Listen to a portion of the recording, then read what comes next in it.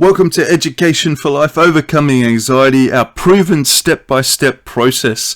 It's been designed with over 10,000 hours of face-to-face appointments with a psychologist, and we'd love you to hold on right to the end of this webinar as well, because we've got a really amazing value offer at the end of this webinar. The webinar goes for about 20 to 30 minutes of content, and but right at the end we've got an incredible offer for you. Love you to hold on to right to the end.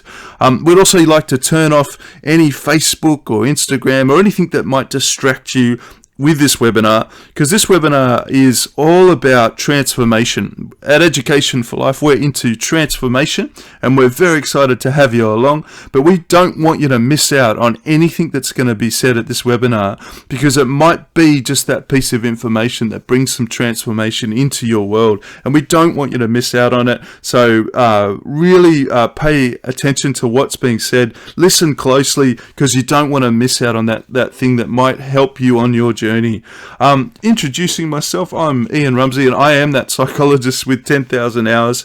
And really, in this page, what I really want to point out is just at the bottom is that 10,000 hours, is that over the last 10 years in private practice, over 10,000 hours face-to-face appointments, which is implementing that proven step-by-step process. So we take the best of those appointments, the best of science, and we're wanting to present that to you in this course. That if you were able to see a future picture of yourself without anxiety, what would it look like? And that's the question we want to ask. What would that future person look like that didn't have that anxiety, applied some of these principles, and really looking for that transformation genuinely? And often the objections we get is, I've tried all these different fads on the internet, I've tried these different anxiety courses, and they just don't work. They're just all positive thinking. It doesn't help me. And what I'm wanting to say is, at Education for Life, we're very much into applying scientifically based research, or what we call evidence-based research, into the courses. And so we take the best of that science, and we also attach it to the best of that experience that we've had, and we really want to present to you just the best of that information genuinely. Is that we're not into super exciting positive thinking type style teaching. We're into scientifically based proven teaching that will genuinely help you. Another objection we get is it's too time consuming. It's too much time to go through all that information. And what we've done with Education for Life is we've partitioned or put all the lessons into 3-minute to sort of maximum 15-minute lessons, so you can actually listen to these on the go. So you can, in your car on the way to dropping the kids off to school, or on the bus to work, you can be having your headphones in, listening in, and really applying the principles in overcoming anxiety straight away in your day-to-day life. And the evidence would say that as you're on the go, while you're applying these instructions, that's the best way to do it. So while you incorporate the information you receive in your day-to-day life, you can actually tag that information in your brain into your day-to-day life, and it actually becomes a part of the way you see your day. And the last objection we get is, what if you're giving us false hope? What if this information you give us, it's all false hope? And I really want to genuinely say that this is proven step-by-step process, scientifically proven. It's been validated in the Australian government. I'm from Sydney, Australia. They give a rebate through their government system, and the government would not give a rebate unless they knew it was scientifically proven. So just saying, the Australian government backs it. So this is actually a proven step-by-step process which we're going to go through in the course. And the question, let me ask you a question. Once you've seen all this information, which you'll see today in the webinar, would you like to see a solution to the anxiety that's presented to you? So we have anxiety, we're going through anxiety, that's why you're on this course or this webinar. If you could see a solution to that, would you like to? And that's the question I've got for you right now, is while we go through this, if there's a solution for it, would you like to see it? And kind of, can I show you? And so as we get into it, have a think about that. So in the webinar, we're actually going to be talking about what is anxiety, what do the symptoms look like, what's the anatomy of anxiety. We're going to look a bit of the brain there, and we're actually going to talk about anxiety first aid. And I love Charlie Brown. He's got my anxieties, have anxieties, that in the middle of the night we often wake up between 2 a.m. and 4 a.m. because we have this thing called cortisol and adrenaline pumping through our body. And this cortisol and adrenaline that pumps through our body is a result of what we call a fight, freeze, or flight response, which underpins our anxiety response. And so Charlie Brown's there in the middle of the night waking up, and that's kind of what anxiety is like. So specifically, anxiety is the fear of future threats. It's the fear of future events. And often my clients talk about being in a storm or feeling overwhelmed. It's like the waves of life and the winds of life are swamping that boat. The sailing boat is keeling over. The wind's too heavy. We're afraid we're going to go over. There's a feeling of being overwhelmed. And sometimes these feelings come in waves. So the waves can last 10 minutes to sometimes hours. And that's actually what anxiety is. In Sydney, Australia, we have a famous boat race.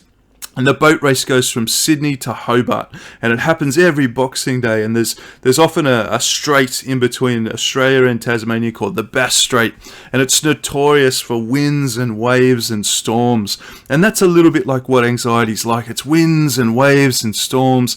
It increases our heart rate, and so if your heart rate's above 100 beats per minute, you could be in an anxiety state. And there's many heart rate monitors now on the market. You can actually use your smartphone and download an app to measure your heart rate. You can use a Fitbit or an Apple Watch or one of these smart kind of bands, and that can measure your heart rate as well. So often if you're in an anxiety state and you notice that your heart rate's going above 100 beats per minute, that actually means biometrically that you're in an anxiety state. And what you'll find throughout the course, that we're going to use a heart rate monitor to help us manage our anxiety and manage what's going on. And so there's biometric feedback straight away to see what's going on with our anxiety. So I want to recommend even looking at that or potentially purchasing something like that. With anxiety, there's a spike in blood pressure, there's dizziness, fatigue, sometimes there's stomach upsets or general aches and pains, muscle tension and spasms, and sometimes we sweat as well because we're full of energy, we're full of this cortisol and adrenaline because we're wanting to run away, we're wanting to fight the anxious feeling. These are all the things that happen within that anxiety state. And so with anxiety, we're also looking at what's normal and what's abnormal. So if you look at that bell curve on the right-hand side of the diagram, you can sometimes think, well, what's the level of vigilance I have? And that's really the thought around anxiety. In the DSM-5, which is kind of like the psychologist's Bible, how is your vigilance? What's the spectrum of your vigilance? And sometimes that's cultural. So sometimes people that have really high vigilance in one culture won't have it in another. And so basically it is culturally contextualized. And so within your culture, are you hyper vigilant? Have you got too much vigilance? Are you always looking out for the boogeyman or something going wrong? That means that you might have anxiety. And so when you're talking about an abnormal state of anxiety, it upsets your every day. So the rule of thumb with anxiety is it upsetting your day-to-day? Are you incapacitated in some way because of the anxiety? That means you may be diagnosed with anxiety. Now, if you also don't have any anxiety or no vigilance, that can be a problem as well. Then there's often the guys standing on top of trees, taking selfie photos or power poles, and then they fall off and injure themselves. They're people that don't have any vigilance. They've got no anxiety at all, and that's also a problem as well, and something which does occur as well. Some of the common diagnoses with anxiety are specific phobias, so fear of certain events or things. In Australia, pretty much everything that crawls and moves is going to kill you pretty much. So specific phobias around snakes and spiders, they're all things that happen. Panic attacks is a very common diagnosis with anxiety, and panic attacks are basically fear about being afraid.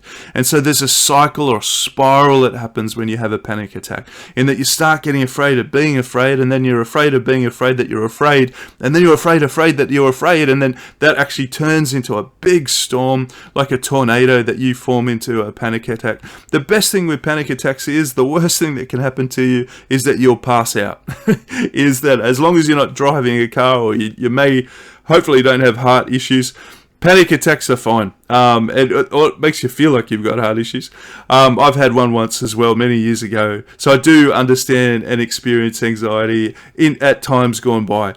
And so the last one is a generalized anxiety disorder. And that's when anxiety just layer upon layer just piles up across time. And anxiety does build up in our system. And so when we're having anxiety, it can get into a space that we don't really know what we're anxious about. And that's what we call generalized anxiety disorder. And so there's a process of time that we're actually trying to find out what's going on in our brain to actually make us feel anxious. And we sort of peel it away layer by layer like an onion. So anxiety overlaps with other mental health conditions as well. And that's what really common, and it's probably the most common. About 70% of my clients have anxiety over that 10-year period. And it's one of the most common mental health disorders in the planet, basically. So the anatomy of anxiety, what we're talking about here is our brain, and that every good psychologist needs a picture of a brain. And what I want you to do is imagine there's a lion in your room at the moment. Wherever you are, in the bus, in the car, there's a lion sitting next to you. And what I want you to think about is, what would your brain do? And so what your brain does is straight away in the midbrain area, which is in the middle part of that brain on the diagram of the right, there's an area called the hypothalamus, and right next to that is something called the amygdala. And the amygdala fires and says there's a lion in the room. It tells the hypothalamus, get the body ready. The hypothalamus talks to the pituitary gland. The pituitary gland sends some information to the adrenal glands, which are just above our kidneys, and it pumps adrenaline and cortisol into our body. So amygdala signals, it's a signal box, talks to the hypothalamus, pituitary gland, and adrenal gland, and it gets us ready to either fight the lion. So we're ready, we're going to fight that lion, we're going to take it down, rip its head off, we're going to go berserk.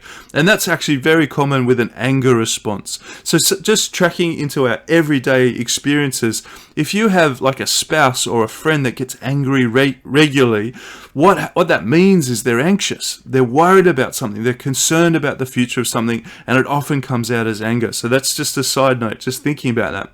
Sometimes we'll freeze like a statue. So we'll freeze and we'll think, wow, the lion thinks we're a statue. It's not going to be interested in us, and it'll walk off and eat somebody else. And so that's what we call a freeze response. And then the third response is a flight response, where we'll run away from the lion as fast as we can. I'm not too fast, so I don't think I'll make it, but you might. And basically that flight response is a really common response, and often is things like overeating or oversleeping or drug and alcohol addiction, or even self-soothing too much, like too much shopping, too much sexual activity. All these things are flight responses where we actually are running away from the problems in life, and we're over-accessing ourselves, if that makes sense. And that's often a flight response. So that's the anatomy of anxiety, and we're going to get into a lot of detail in the course going ahead around the anatomy of anxiety, and really excited about that. So this is the point I really wanted to get to with the webinar, is just anxiety first aid. Is often people that are signing up for a free webinar on anxiety are really wanting to get solution immediately.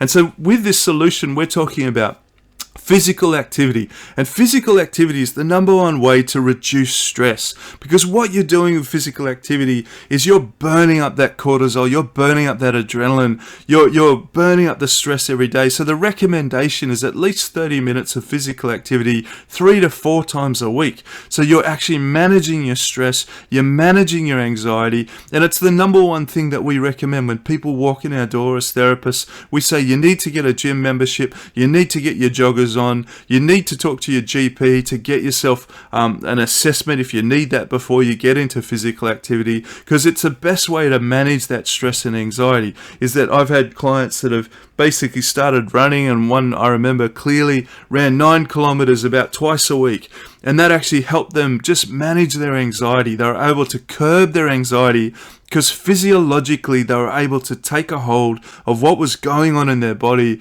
and basically as simple as doing a couple of 9k runs a week, which is actually quite a lot, basically helped them manage their anxiety. The second one I want you to think about is mindfulness. And mindfulness is kind of an act where you're sitting there and you're watching your thoughts float past you in a wave. So it's like you're in a comfortable deck chair. You're watching your thoughts just wave past you as you're sitting in that deck chair. Now, there's an app that I'd love you to download. It's from an organization called Headspace here in Australia. And that app gives you free training on how to do mindfulness. How do you stop and allow your thoughts to float past you? Another technique that you can use with mindfulness is think about the 5 things in each of your senses in your environment right now. So if you think about your sight, what are 5 things that you can see? So when you pause, look around, what are 5 things that you can see? Smell, what are 5 things that you can smell? What are 5 things that you can hear? So with mindfulness, you're actually stopping in the moment and savoring the moment. Now, the science behind that is that when you stop your mind, or allow the thoughts to float past you, it creates like a circuit breaker in your brain. So when you're having a mindfulness experience, you're actually having a circuit breaker experience with the anxiety. And there's great evidence to say that if you can get at least a 10-minute circuit breaker every day, that will actually help you with managing your anxiety. From a religious point of view or a values point of view, if you have any sort of religious background, praying for 10 minutes a day also helps you. It's a similar concept in that if you can have a circuit breaker, take 10 minutes out of the day and just stop and reflect, that will actually create a circuit breaker for your anxiety as well, which is fantastic. Another one is healthy eating. If you're eating healthy, and every country in the world has some sort of healthy eating schedule which the government puts out. In Australia, I grew up under the triangle system. We had, eat small amounts of fats and oils, lots of vegetables and breads and all those sorts of things. And so it's healthy eating is pretty self-explanatory in lots of ways. The reason why it's really powerful with anxiety is that if we eat lots of high-fat, high-carbohydrate products, it affects our stomach, and our stomach is the place where we produce a thing called serotonin, and serotonin makes us feel happy. So if we're getting big boosts of sugar and fat, we'll feel happy for a short period of time, but then we'll crash, and that actually increases our anxiety. So there's great evidence to suggest that when we start eating a bit healthier or a lot healthier, our mood starts to change. So when we're lowering the complex carbohydrates, lowering the fats, we actually feel better in a mood way. So if you're running a couple of times a week, hitting the gym, you're doing a bit of prayer, a bit of mindfulness, you're eating a lot better food, your anxiety will start to curb. And this is a process of time that will curb that anxiety. Cognitive behavior therapy is something we're going to get into in the course, and this really is the game changer when it comes to anxiety. This is the thing the Australian government backs, is what we call CBT, or cognitive behavior therapy. And what it does is gets right into that amygdala and finds out what are you afraid of. And so we're going to go through a step-by-step methodology in the course to work out from a cognitive behavior therapy process what's going inside your brain. And what we do is, as we go through that process, we give you information that you're able to sort of analyze yourself and self-reflect and become aware of what's potentially creating that anxiety in you. The next one with anxiety first aid is breathing and muscle relaxation. Is that what these are automatic systems telling the automatic system of anxiety, there's no lion in the car, there's no lion in the street, we're okay. And so with breathing, the Australian Institute of Sport has worked out that if you breathe in for 4, count for 4, and breathe out for 6, that will actually lower your heart rate. So like you remember, our heart rate goes up when we have an anxiety state. If you're breathing in for 4 and breathing out for 6, they worked out with their athletes and their runners, that's the fastest way to reduce your heart rate. And so what I want you to do is practice that. Practice breathing in for 4, out for 6, not deeply because you'll pass out, but basically in a regular way. And then you switch that with muscle relaxation. So you take each major muscle group, you hold it for 5, tense it right up for 5, and then you release it and relax it. So you do muscle relaxation, holding for 5 seconds, and then you do breathing 4 and 6, and then you switch back to muscle relaxation, breathing, and it takes at least half an hour if you're in an anxiety state to reduce your anxiety state. Now you can measure this with your biometric device. You can measure how is my anxiety state going, what's going on with my anxiety state by seeing your heart rate reduce.